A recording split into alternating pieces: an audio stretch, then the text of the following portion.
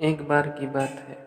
किसी देश में एक राजा रहता था जिसकी 4 बेबियाँ थीं। एक दिन अचानक उसकी तबीयत बहुत अधिक खराब हो गई और वह मरने लगा। उसे मृत्यु का डर सताने लगा। उसे डर लगने लगा कि मरने के बाद उसे अकेले दुनिया को छोड़कर जाना पड़ेगा। उसने कुछ देर सोचा विचारा और अपनी चौथी पत्नी को बुलाया, जिसे वह सबसे अधिक प्यार करता था। वह उसके लिए महंगे जेवर, कपड़े तथा अन्य सामान खरीदा करता था। उसने अपनी चौथी पत्नी से पूछा कि क्या तुम मेरे मरने के बाद मेरे साथ चलोगी? चौथी पत्नी ने राजा को मना कर दिया और वहां से चली गई।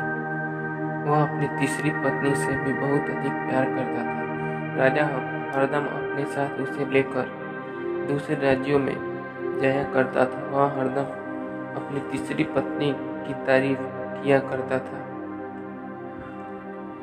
राजा ने उसे बुलाया और कहा, क्या तुम मेरे मरने के बाद मेरे साथ चलोगी? तीसरी पत्नी ने जवाब दिया, नहीं, मैं अपने से बहुत अधिक प्यार करती हूँ। मैं आपके साथ नहीं जा सकती, बल्कि आपके मर जाने के बाद मैं दूसरी शादी भी कर लूँगी। यह सुनकर राजा को काफ़ी दुख हुआ और उसने अपनी दूसरी पत्नी को बुलाया, जो हरदम राजा की देखभाल किया करती थी। राजा ने अपनी दूसरी पत्नी से भी पूछा कि क्या तुम मेरे मरने के बाद मेरे साथ चलोगी? राजा की दूसरी पत्नी ने जवाब दिया, मुझे माफ़ कर दीजिए, इस बार मैं आपकी कोई मदद नहीं कर सकती, लेकिन आपके मर जाने के बाद मैं आपका अंतिम संस्कार जरूर करूंगी। तभी दरवाजे के पास से आवाज़ आया कि मैं आपके साथ दुनिया छोड़ने के लिए तैयार हूँ और आप जहाँ बोलेंगे मैं आपके साथ चल सकती हूँ। वह राजा की पहली पत्नी थी, जिसे राजा थोड़ा भी प्यार नहीं किया करता था।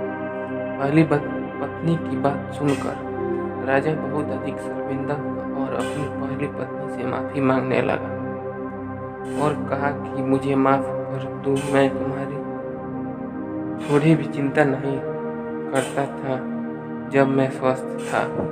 यह छोटी सी कहानी हमें यह बताता है कि उस राजा की तरह हमारे भी 4 बीवियाँ हैं। हमारी शरीर हमारी चौथी पत्नी है, जिसे हम महंगे कपड़ों और अन्य कई तरीकों से सजाते हैं, लेकिन मरने के बाद हमारी शरीर हमारे साथ नहीं जाती, बल्कि शरीर ही सबसे पहले हमसे दूर भागना शुरू कर देती है। हमारी तीसरी पत्नी हमारे प्रॉपर्टीज है, जिसे हम हमेशा दूसरों को दिखाते हैं और मरने के बाद ये किसी और के हो जाते हैं। हमारी दूसरी पत्नी हमारे रिलेटिव्स और फैमिलीज, जो हरदम सुख और दुख में हमारा देखभाल करते हैं। वे हरदम हमारी मदद करते हैं, लेकिन वो भी हमारे मरने के बाद हमारे साथ नहीं जाते और अंतिम संस्कार तक ही हमारे साथ होते हैं। और हमारी पहली पत्नी हमारी आत्मा होती है, जिसे हरदम हम नज़रअंदाज करते हैं और कभी भी हम अपने अंतर मन के बारे में ध्यान नहीं देते। लेकिन आत्मा ही एक ऐसी है जो हमारे मरने के बाद भी हमारे साथ जाती है। अपने शरीर का ध्यान दें, इसे स्वस्थ रखें, अपने प्रॉपर्टी से मिलने वाले सुख का एंजॉय करें, अपने परिवार और दोस्तों का ध्यान रखें, उनके साथ रहें जो आपसे प्यार और आपका सम्मान करते हैं, लेकिन कभी भी अपने अंतरात्मा को नहीं भूलें। खुद के लिए समय निकालें, अपने आप से बातें करें, मेडिटेट करें, खुद को सकारात्मक रखें, क्योंकि आपकी अंतर मन ही आपकी सबसे बड़ी दोस्त है, जो हरदम आपको आगे बढ़ने में मदद करती है। आशा करता हूँ कि आपको यह कहानी अच्छी लगी।